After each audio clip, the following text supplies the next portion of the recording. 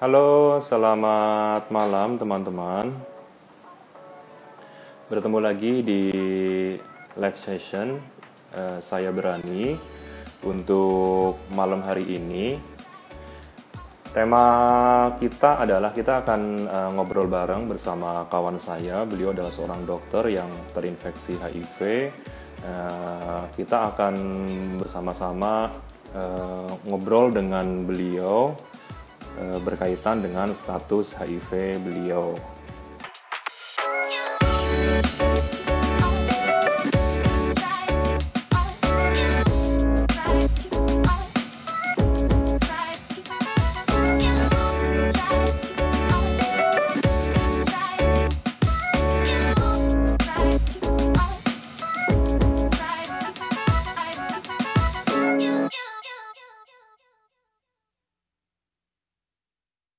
Beliau adalah Dr. Gigi Maruli, saat ini sedang bertugas di salah satu rumah sakit di Papua, di Merauke. Nanti kita coba hubungkan.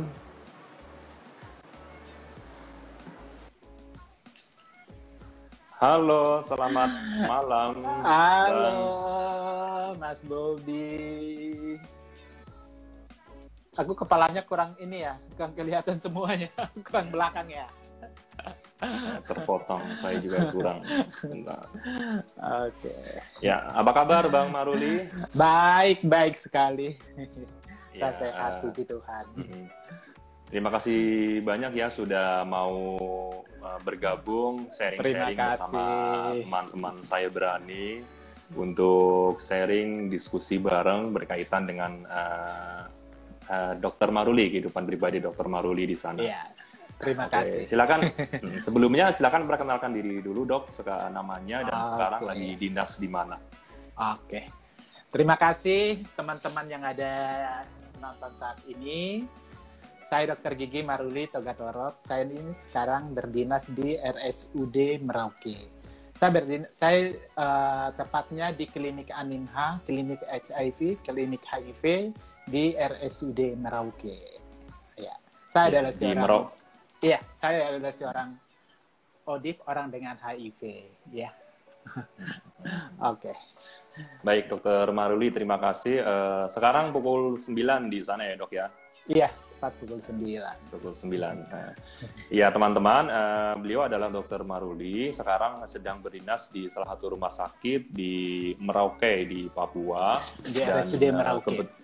RSUD Merauke, dan kebetulan beliau adalah orang yang hidup dengan HIV.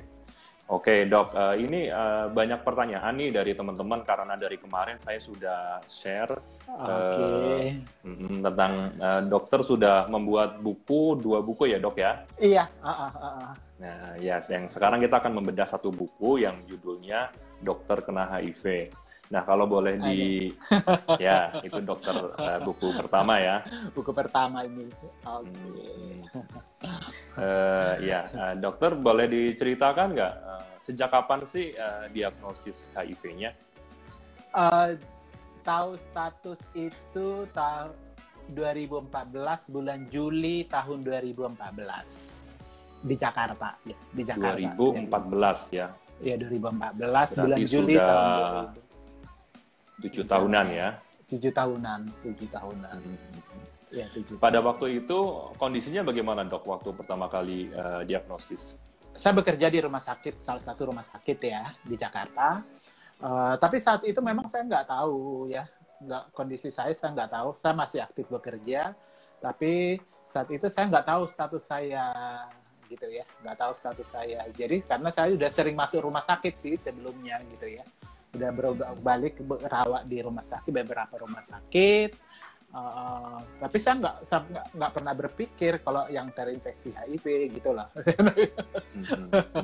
Iya, jadi bermulainya seperti itu. Jadi saya nggak tahu kalau saya terinfeksi HIV, ya berobat aja seperti biasa, keluhan biasa gitu ya. Gitu aja sih, ya. Sampai akhirnya bulan Juli 2014 dokter didiagnosis terinfeksi HIV. Iya, setelah berulang kali masuk rumah sakit, dirawat di rumah sakit, dokternya akhirnya periksa HIV-nya gitu ya. Apalagi yang perlu diperiksa ya. Terakhir HIV yang diperiksa.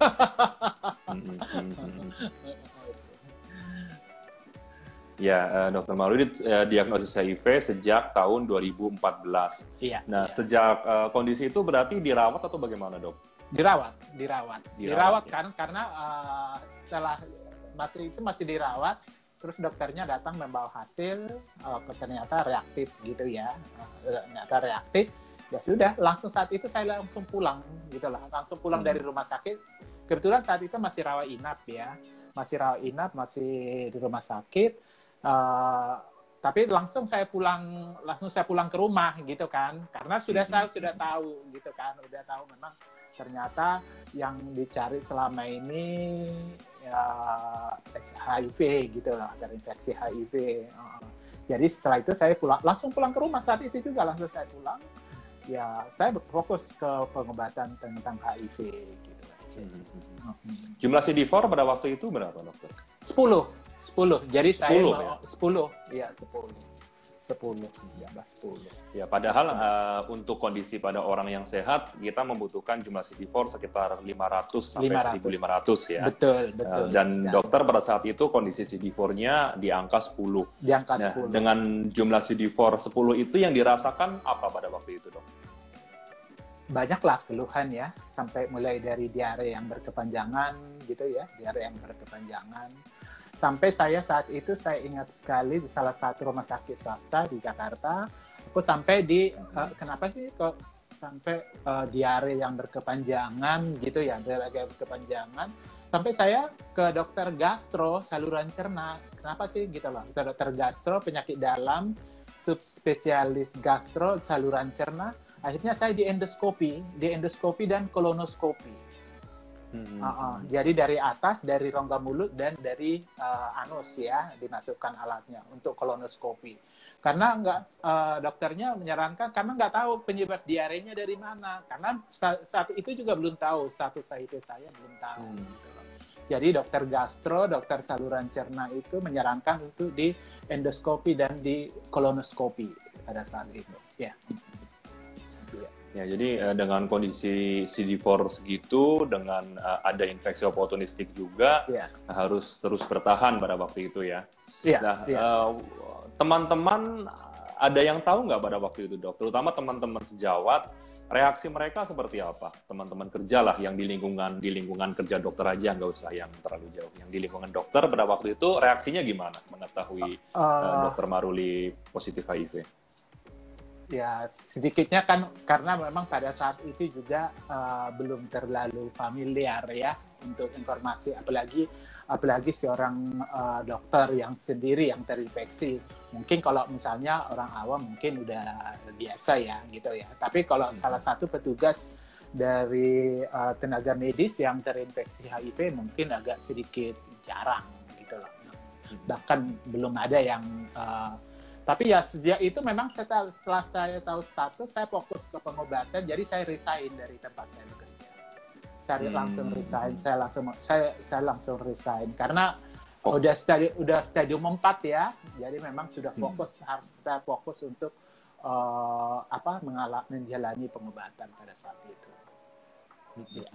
Jadi kondisi saya memang sudah jelek juga pada saat itu gitu ya. Jadi nggak memungkinkan saya untuk bisa melakukan pekerjaan saya sebagai tenaga medis gitu ya. Gitu. HIV positif dengan stadium 4 dan kondisinya pasti lemah banget dan tidak memungkinkan untuk bekerja. Akhirnya dokter memutuskan untuk resign ya pada saat itu ya. Untuk fokus kepada kesehatannya. Iya, betul. Butuh waktu berapa lama, Dok, dari kondisi drop itu sampai ya bisa dibilang bisa stabil lah, bisa beraktivitas dengan normal lagi, itu dokter butuh perjuangannya butuh waktu berapa lama untuk bisa sampai ke tahap sehat? Awalnya kan memang udah kondisi begitu, karena kebetulan juga ya pada saat itu saya kurang mendapat dukungan ya dari keluarga, jadi saya memang ya saya otomatis menjalani sendiri gitu ya, karena saya pikir juga Karena saat itu juga memang informasi HIV yang saya tahu tidak begitu banyak gitu ya, tentang informasi. Walaupun saya bekerja sebagai tenaga medis, saya nggak begitu paham juga informasi tentang HIV. Yang saya pikir juga ini karena sudah kondisinya saya sudah jelek gitu ya, saya memulai ARV, aku juga ketakutan gitu loh, maksudnya ketakutan apa iya masih bisa bertahan hidup gitu ya. Apa bisa masih bertahan hidup gitu loh. Tapi ya apa namanya, karena saya pikir ini sebentar lagi mungkin akan mati gitu ya, sebentar lagi mungkin akan mati, tapi kok nggak mati-mati juga gitu loh, nggak mati-mati juga. Aku masih bisa bayangkan itu matinya itu kayak gimana ya kayak gitu ya, perasaan saya pada saat itu. Tapi kok nggak mati-mati juga gitu loh, kok nggak mati-mati juga. Oh, berarti masih bisa hidup dong, berarti gitu loh. Itu menjadi semangat saya pertama gitu ya, menjadi semangat saya. Makanya saya selalu berusaha untuk mencari informasi yang benar tentang HIV, tentang HIV. Karena di keluarga saya juga istilahnya langsung tahu semua gitu ya, langsung tahu semua. Gitu. Keluarga saya langsung tahu semua, di tempat saya bekerja juga langsung pada tahu gitu ya.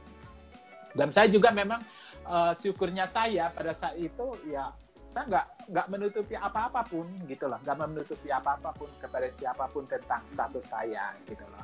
Jadi orang udah langsung tahu aja gitu. Jadi sampai saya coming out, tapi nggak begitu lama sih. Tapi syukurnya saya karena saya langsung terbuka begitu, sepertinya memang nggak ada beban lagi bagi saya. Itu yang mempermudah saya untuk cepat recovery, cepat pulih gitu ya, cepat pulih karena saya langsung dibantu dengan pola pikir yang positif juga ya. Betul, dibantu dengan pola pikir yang positif. Jadi nggak lama sih, itu bulan Juli hari itu saya langsung mengumumkan bulan 11 di Kota Bandung, karena saat itu karena saya sudah nggak bekerja lagi di Jakarta, saya pindah ke Bandung.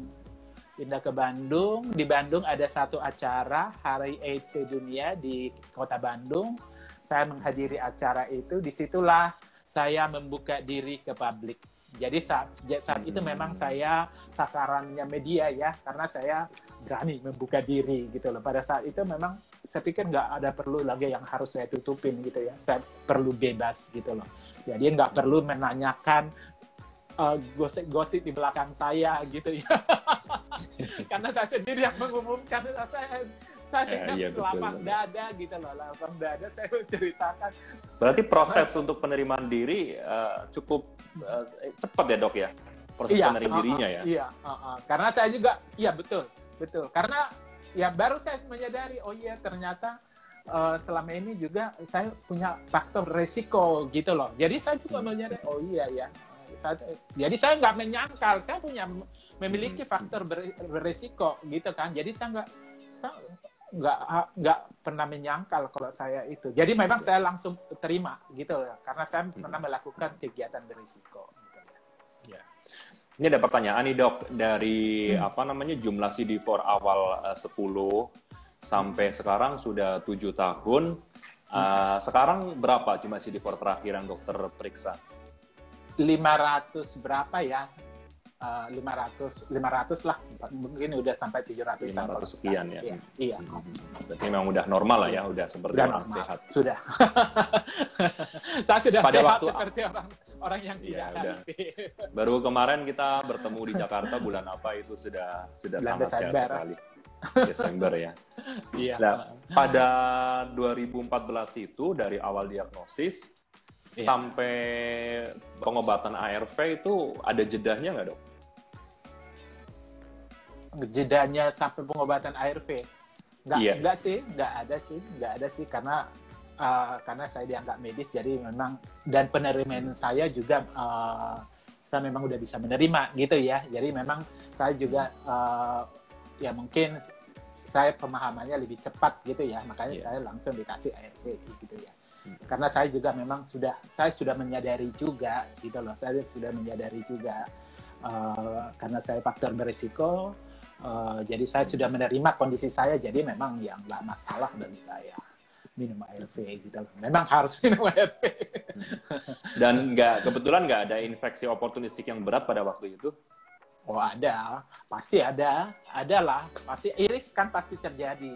Jadi terjadi iris juga. Sampai saya kan kena Stephen Johnson syndrome gitu ya, SJS saya kena.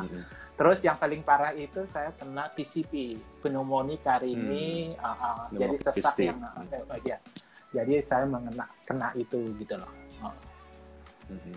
Iya. Jadi memang perjuangan di awal-awal memang sangat berat ya untuk kembali pulih lagi dan bisa beraktivitas kerja lagi. Iya, nah, secara fisik memang saya kelihatan ya. Tapi secara psikis saya pikir saya tetap bersemangat gitu ya. Itu yang sebetulnya yang lebih memacu saya untuk bisa tetap sehat gitu ya. Karena saya tetap bisa semangat, tetap berusaha, tetap semangat gitu ya, berusaha. Makanya saya bisa secepat itu pulihnya. Jadi saya selalu teman-teman saya, ayo semangat gitu loh, semangat.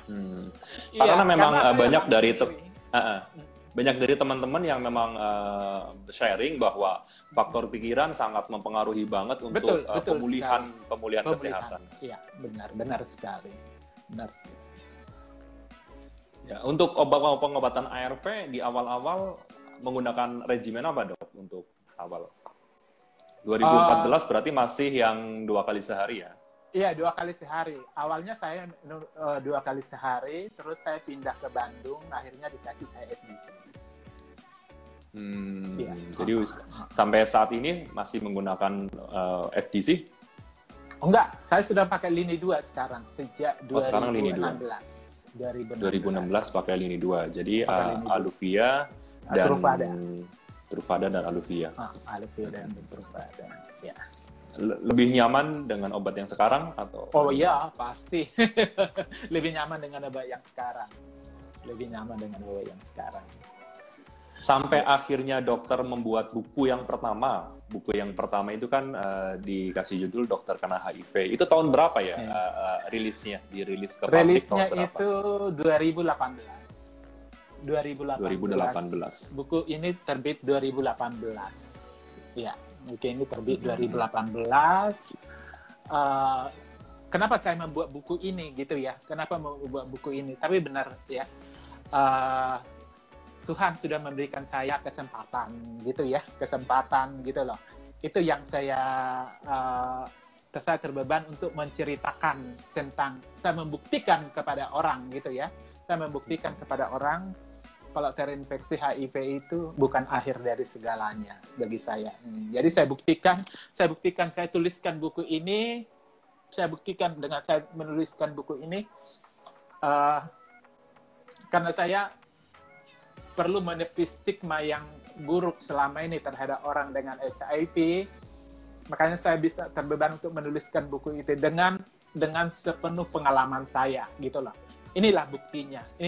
Saya bisa menuliskan buku ini pertama sekali, dan buku kemarin yang sudah terbit yang baru ini untuk menunjukkan kepada siapapun, kepada dunia ini, kalau orang HIV bisa hidup sehat kembali. Itu saya buktikan sendiri. Saya bisa menuliskan buku ini.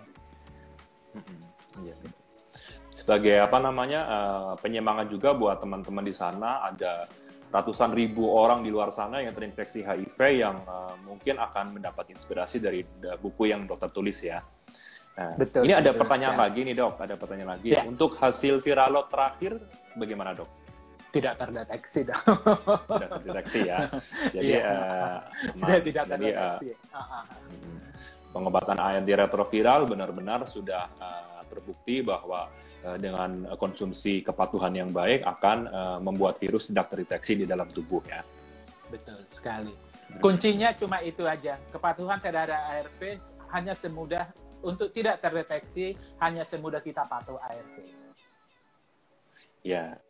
Terus ada pertanyaan lagi nih, Dok. Ya. Dok, apakah kondisi psikis juga mempengaruhi proses pemulihan? Dan siapa yang memberi dukungan dan semangat selama ini? Yang membuat dokter semangat selama ini siapa saja? Yang membuat saya semangat? Banyak sekali ya. Saya melihat contoh-contoh orang yang sudah banyak orang yang sudah, saya melihat orang-orang yang apa ya, yang sudah survive lebih dulu dari saya. Saya melihat itu mereka gitu ya. Tapi jujur memang ya, saya memang juga konsultasi sama psikiatri juga ya. Jadi saya konsultasi dengan psikiatri itu sangat membantu saya.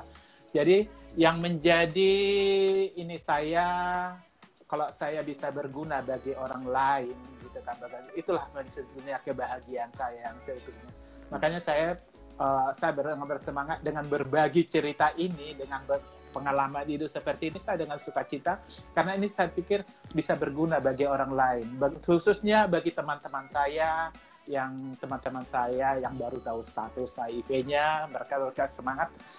Saya senang sekali, bahkan saya, ternyata benar, saya masih bisa berguna bagi orang lain, gitu ya, begitu bagi orang lain. Iya, banyak sekali yang mau kasih semangat saya.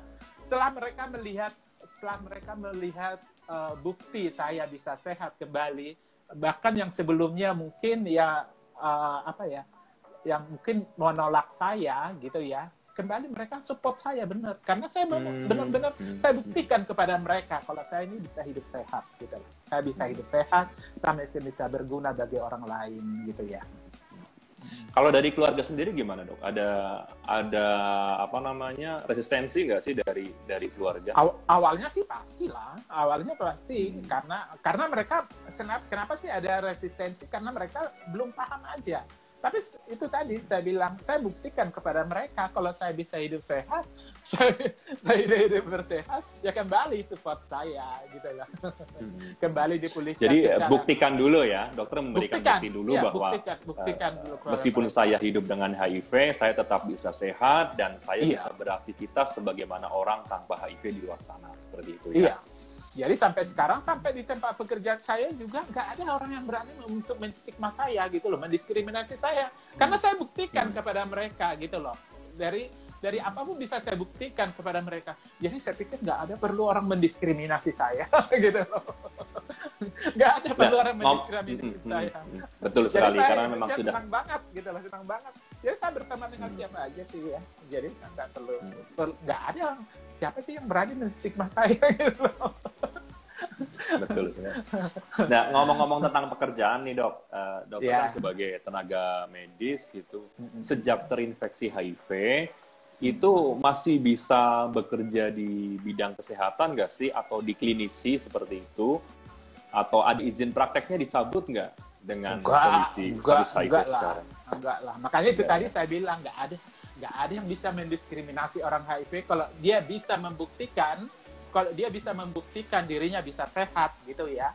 Nggak ada yang bahkan saya sekarang bisa bekerja seperti biasa kok, seperti biasa juga. Dapat SIP juga gitu loh. Maksudnya kan kalau misalnya ada orang sampai mendiskriminasi saya akan tuntut dia, kemana pun saya akan tuntut gitu loh.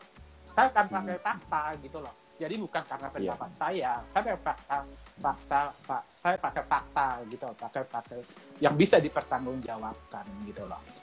Gitu. Dan membuktikan bahwa tubuh masih bisa bekerja dengan sangat baik ya, tanpa ada halangan apapun. Nggak ada halangan apa? Memang nggak ada halangan kan untuk bekerja bagi seorang HIV yang sudah sehat gitu ya, yang sudah sehat ya, nggak ada perbedaan sama sekali gitu loh. Bedanya orang HIV sama orang yang tidak HIV ya, orang HIV minum obat dengan disiplin gitu aja sih. Jadi yang perbedaan yang lain nggak ada gitu loh. Nah, dokter kan dulu menggunakan ARV lini pertama FDC. Nah, sampai akhirnya beralih ke lini 2 menggunakan lopinavir, ritonavir dan Truvada, itu gimana, Dok, ceritanya? Apa ada masalah dengan FDC atau bagaimana? Iya, jadi sebetulnya juga kalau dibilang, tapi memang resimen itu nggak saya pikir gini ya. Jadi memang masih selisih pendapat sih. Kalau dibilangkan lini 1 bisa ke lini 2 karena nggak patuh. Saya pikir saya tidak. Saya bisa pastikan saya bukan tidak patuh. Tapi memang lini itu tidak cocok bagi saya, gitu loh. Tidak ini.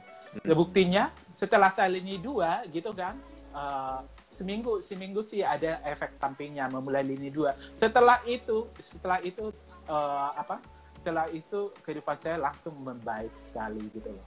Bahkan berat badan saya langsung berat badan saya sampai naik sampai dari rata-rata berat badan saya dulu paling tinggi itu 72 naik sampai 83 loh. Jadi saya juga sudah sampai kelebihan berat badan ya gitu loh.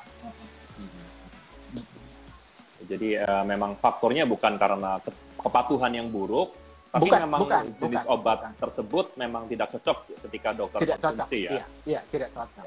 Ini pelajaran buat teman-teman bahwa obat antiretroviral yang tersedia di Indonesia itu jenisnya ada banyak banget macamnya, dan belum tentu kita akan cocok dengan jenis yang digunakan oleh orang lain. Jadi orang lain menggunakan antiretroviral tersebut cocok, tapi ketika digunakan kepada kita ternyata tidak cocok.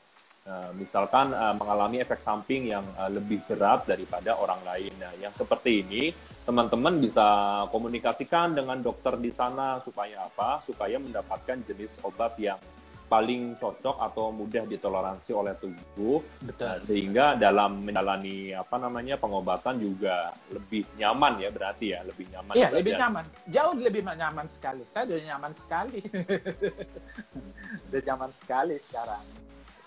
Oke. Ini ada pertanyaan dok dari Henry Raranta. VL sudah tidak terdeteksi, dengan CD4 sudah cukup tinggi. Sudah tinggi ya, udah 500 lebih, berarti sudah normal. Yang dirasakan sekarang apa dok? Apa masih ada keluhan? Sama sekali tidak. Sama sekali tidak ada keluhan apa-apa. Jadi itu yang selalu saya apakan itu ya. Nggak ada. Ya sama seperti, ya misalnya kan orang yang bukan HIV pun mungkin juga ada. Jadi nggak selalu harus dikait-kaitkan dengan HIV gitu loh ya. Saya pikir juga nggak harus dikait-kaitkan. Bahkan orang yang HIV pun mungkin ada, kalau misalnya ada pusing, ada pilek atau apa kan, itu kan ya orang yang bukan HIV pun bisa seperti itu. Tapi kalau secara secara umum saya nggak punya keluhan apa-apa gitu loh. Kan saya nggak punya keluhan apa-apa. Bahkan setelah saya lini 2, saya pikir saya nggak pernah minum obat apa-apa lagi selain daripada ART gitu loh. Jadi saya nggak. Tapi kuncinya sih ya, itulah syukurnya saya dengan HIV seperti ini, saya lebih aware dengan kesehatan ya, dengan pola hidup sehat saya lebih aware sekarang ya. Saya bersyukur gitu loh. Saya dengan terinfeksi HIV saya lebih aware dengan kesehatan. Jadi saya nggak minum obat apa-apa gitu loh. Jadi saya pikir juga saya nggak pernah sakit juga gitu loh. Nggak pernah sakit juga gitu loh. Jadi sama seperti orang lain. Justru setelah terinfeksi HIV, justru dokter lebih menerapkan pola hidup sehat ya, lebih ada kesadaran bahwa kita harus menerapkan pola hidup sehat. Karena untuk pengobatan antiretroviral itu sendiri, kalau pola hidup kita berantakan, amburadul, ya nggak akan berhasil pengobatan antiretroviralnya ya. Iya, sebetulnya pola hidup sehat itu bukan untuk orang HIV aja sih gitu ya, tapi ya syukurnya saya dengan terinfeksi HIV saya lebih aware. Jadi bagi saya malah kalau sekarang saya pikir saya syukur juga ya terinfeksi HIV gitu loh. Orang kadang berpikir gini loh Bang, orang kadang berpikir kok orang bersyukur kena HIV gitu loh.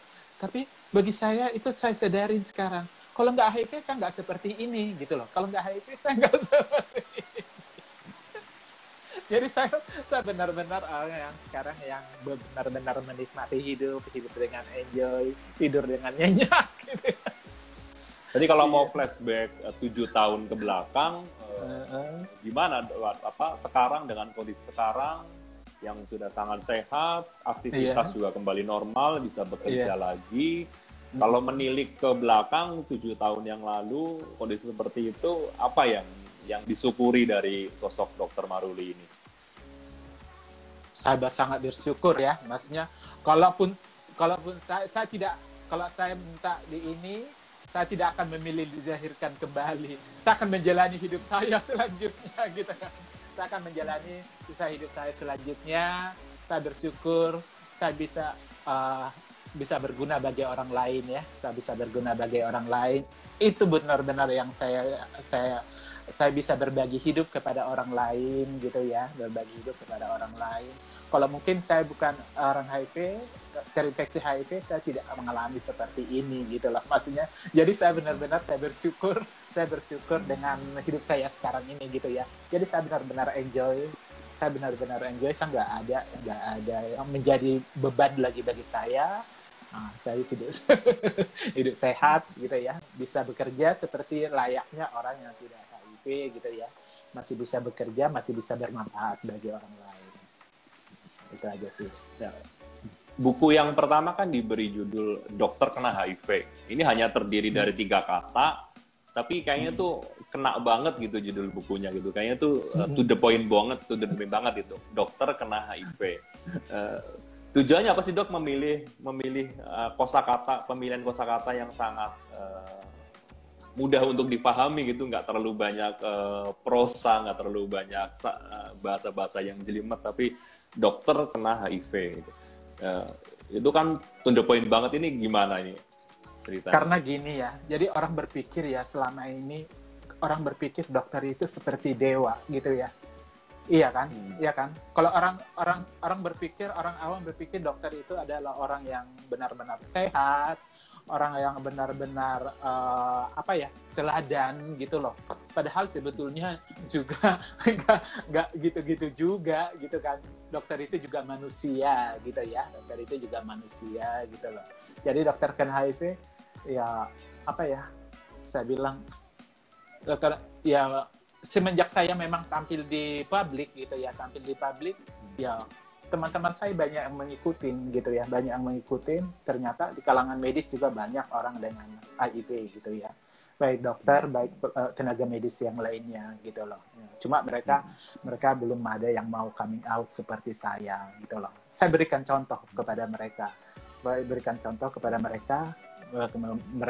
mereka juga bisa enjoy lah dengan karena memang di kalangan kesehatan stigma karena itu tadi yang menganggap orang dokter itu sosok yang sempurna gitu ya, padahal dokter itu juga tetap manusia biasa juga gitu ya, tetap bisa terinfeksi HIV gitu ya. Nah, ini pertanyaan yang paling banyak nih Dok nih. Okay. Dari sekian pertanyaan paling banyak, ini yang paling banyak ditanyakan adalah Dokter Maruli ini terinfeksi HIV itu apakah dari faktor resiko pekerjaan sebagai tenaga medis, apakah dari faktor resiko yang lainnya Dok? Oh iya, saya terinfeksi HIV ya, selalu saya bilang di publik, saya terinfeksi HIV dari faktor resiko dari hubungan seksual. Jadi bukan dari pekerjaan saya, ya, bukan pekerjaan saya sebagai tenaga medis ya, khususnya sebagai tenaga dokter gigi. Saya dari hubungan seksual yang beresiko. Selalu saya bilang itu, hubungan seksual yang beresiko. Jadi bukan, karena kalau kita di tenaga medis itu kita kan melakukan pekerjaan kita kan sesuai dengan prosedur ya, dan sesuai dengan SOP masing-masing. Jadi karena saya juga tahu prinsip penularan, sekarang saya sudah tahu prinsip penularan seperti apa, gitu ya. Prinsip penularan itu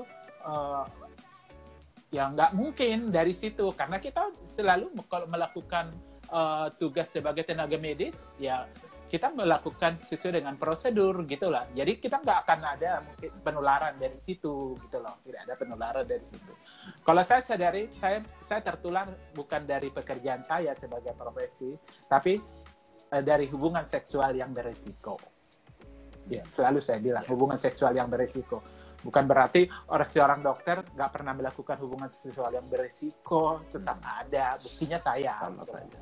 Iya, sama saja toh. Jadi kita nggak bisa memilah ini. Oh, kalau itu dokter nggak pernah melakukan beresiko ya, jangan begitu juga. Iya, jadi dari hubungan seksual yang beresiko saja.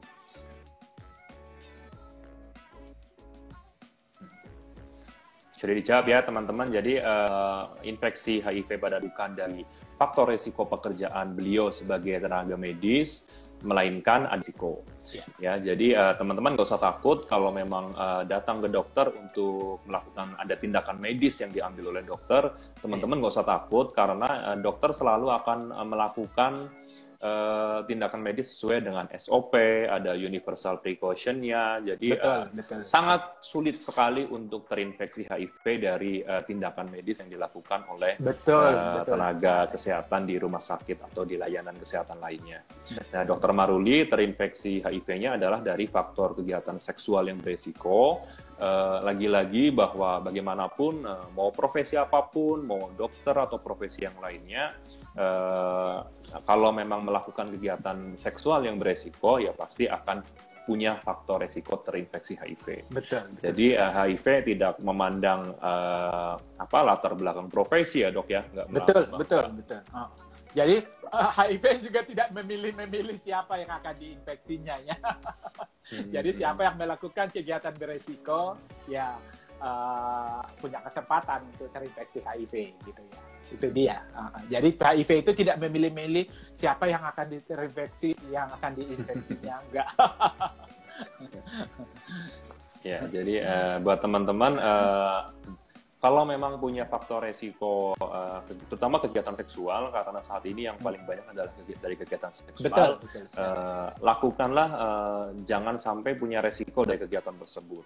Betul. Ya, karena HIV masuk bukan dari nggak melihat latar belakang pernikahan juga nggak dilihat, status pekerjaan juga nggak dilihat, jadi kalau memang kita merasa pada posisi kegiatan seksual yang beresiko, lebih baik menggunakan pengaman supaya mengurangi faktor resiko tersebut.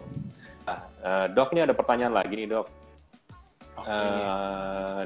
Dari kita, boleh nggak seorang dokter masih boleh nggak sih seorang dokter yang terinfeksi HIV melakukan pelayanan di rumah sakit? Dan apakah ini juga berlaku untuk tenaga kesehatan yang lain? Kalau untuk tenaga kesehatan yang lain bagaimana untuk yang terinfeksi HIV? Boleh. Itu tadi saya bilang ya. Stigma itu, kenapa sih orang nggak membolehkan gitu kan? Ya kalau misalnya seperti saya, orang mau melarang saya melakukan kegiatan, alasannya apa gitu loh. Saya akan jawab, ini. Kenapa orang tidak diperbolehkan gitu ya? Ya kamu buktikan dulu gitu loh. Kamu buktikan dulu kalau kamu itu bisa sehat gitu loh. Kamu buktikan dulu kepada mereka kalau kamu bisa sehat.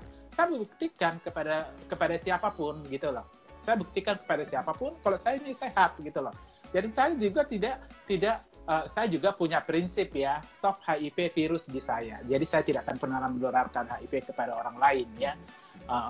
Jadi saya buktikan kepada orang lain, kepada siapapun gitu ya, kalau saya tidak akan bisa di-stigma. Jadi kalau misalnya, ya bolehlah, nggak ada. Iya betul, nggak ada lah menghalangi orang HIV. Tapi buktikan dulu. Saya sudah buktikan seperti itu, buktikan dulu supaya orang pun bisa percaya gitu loh. Supaya orang pun bisa percaya kalau Anda memang layak untuk masih bekerja gitu loh.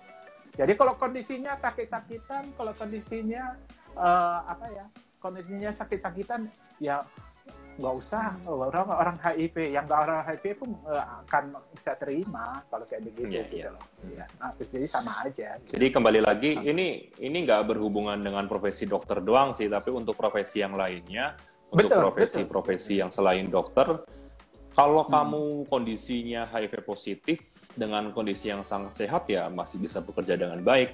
Tapi kalau kamu udah positif HIV, nggak mau menjalani pengobatan antiretroviral, akhirnya mengalami AIDS dan tidak bisa bekerja dengan baik, tenaganya juga cepat lelah, terus sering sakit-sakitan ya.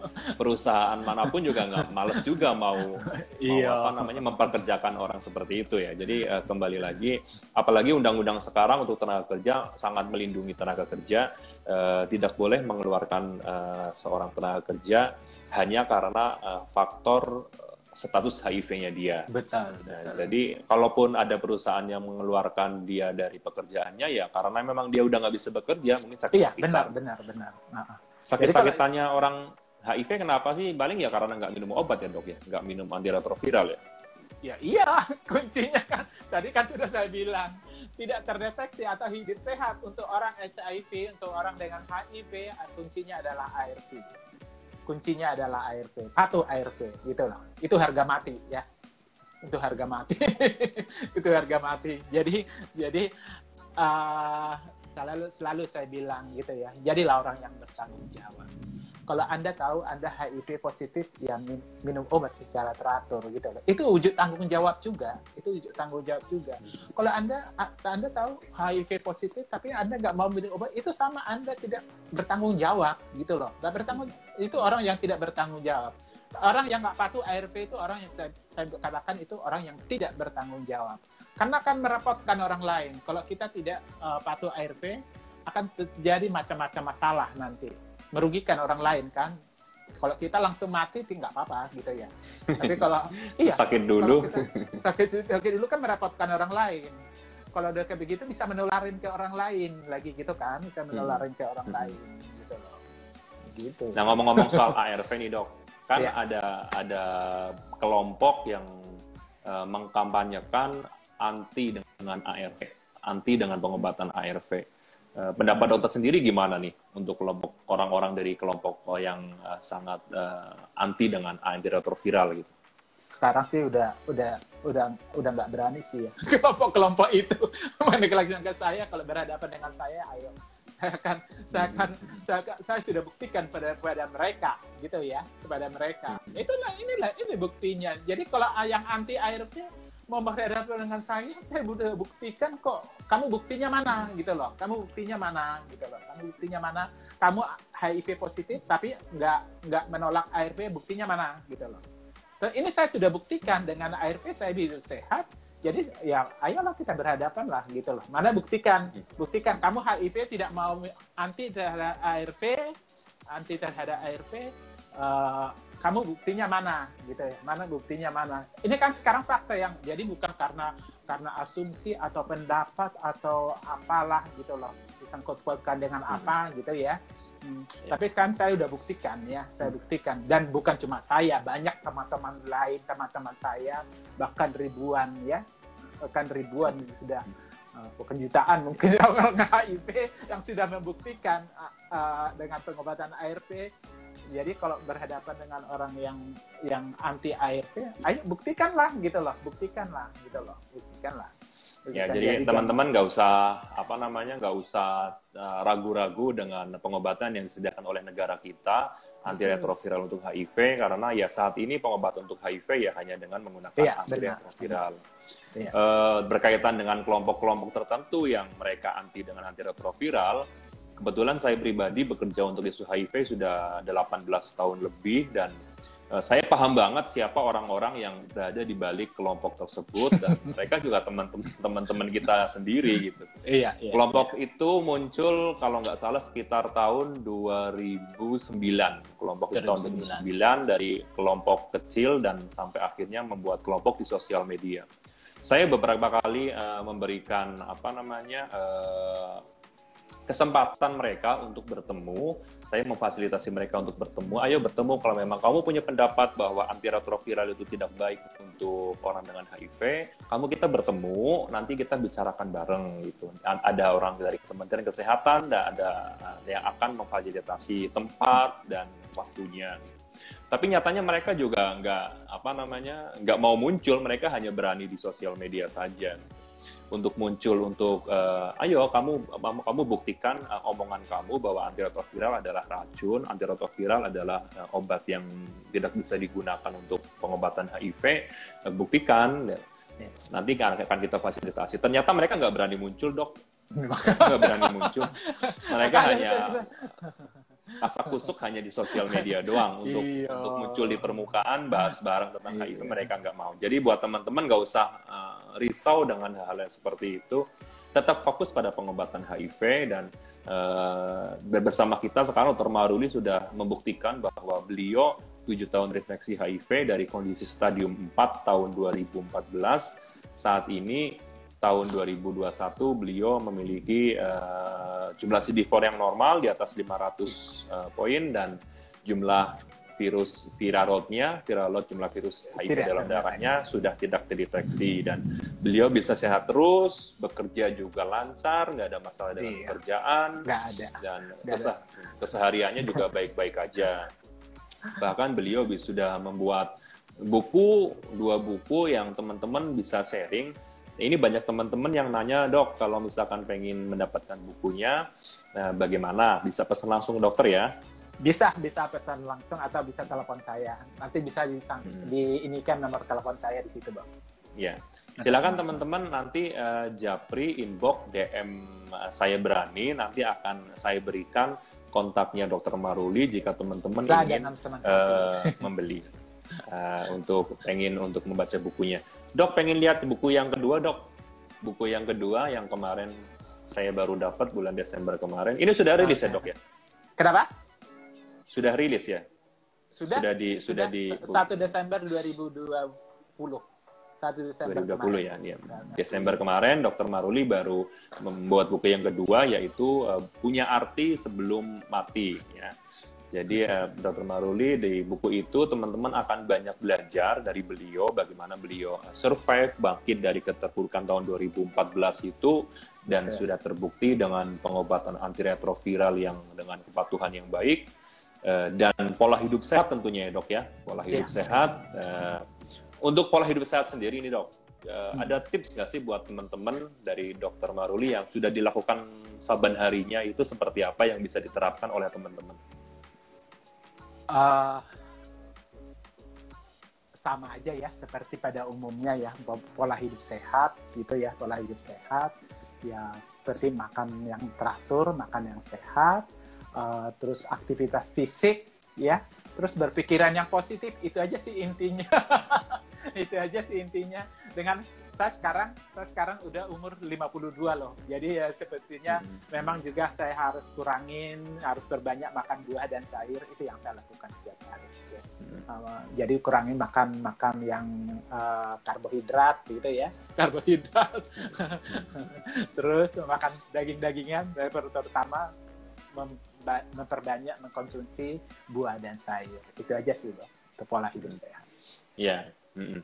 Ya, itu teman-teman. Jadi buah dan sayur setiap hari itu sangat diperlukan oleh tubuh kita. Betul. Jadi kalau buat teman-teman nggak usah terlalu banyak suplemen atau vitamin-vitamin yang berbahan dasar kimia. Iya. Jadi sama sekali saya tidak konsumsi, kecuali ARV gitu ya. Saya buktikan memang. Jadi saya buktikan saya nggak perlu cukup ARV yang saya minum dengan memperbaiki pola hidup sehat gitu ya. Itu aja sih. Jadi asupan gizinya memang dari buah dan sayur ya dok ya? Iya. Dari buah dan teman-teman. sayur. Jadi sebisa mungkin jangan deh konsumsi suplemen atau vitamin, karena bagaimanapun suplemen dan vitamin kalau memang nggak dibutuhkan banget ya. Kalau memang sedang bukan dalam proses recovery yang dari ngedrop banget, nggak perlulah untuk mengonsumsi suplemen atau vitamin. Teman-teman kebutuhan gizi sehari-harinya dengan konsumsi buah dan sayur setiap hari itu sudah sangat lebih dari cukup. Dan ini juga yang digaungkan oleh guru kita, Prof. Zubairi Jurban, sangat untuk beliau sangat merekomendasikan buah dan sayur setiap hari, karena kebutuhan asupan vitamin dan gizi kita dari konsumsi buah dan sayur setiap hari itu sudah sangat cukup, lebih dari cukup untuk kebutuhan gizi kita setiap hari ya dok ya. Dan olahraga juga, badan juga harus bergerak meskipun ya disesuaikan dengan umur. Kalau usia udah di atas 50 atau 60 ya nggak usah yang berat-berat kayak sepak bola atau apa, mungkin yang berbeda. Karena gini juga Bob, orang HIV itu kan minum obat jangka panjang ya, jangka panjang. Jadi saya pikir untuk meminimalisir, ya justru saya bilang ini ARV yang kita minum sehari-hari, obat ARV yang kita minum sehari-hari juga itu ada, ya pasti ada bahan kimianya juga gitu kan. Jadi untuk menangkal radikal bebas yang ini oleh obat-obat seperti ini gitu ya. Ini mau buat saya. Jadi untuk menangkal radikal bebas ya kita harus imbangi juga dengan pola hidup sehat, yaitu tadi seperti mengkonsumsi sumber-sumber antioksidan untuk menangkal radikal bebas, ya. Otomatis kan ini bahan kimia juga gitu ya. Jadi itu saya yang lebih bersemangat untuk mengkonsumsi makanan-makanan sehat gitu ya, makanan-makanan sehat gitu lah. Buah dan sayuran apapun semuanya bagus ya, Dok ya? Bagus, nggak ada. Buah dan sayur semuanya bagus. Jadi nggak usah.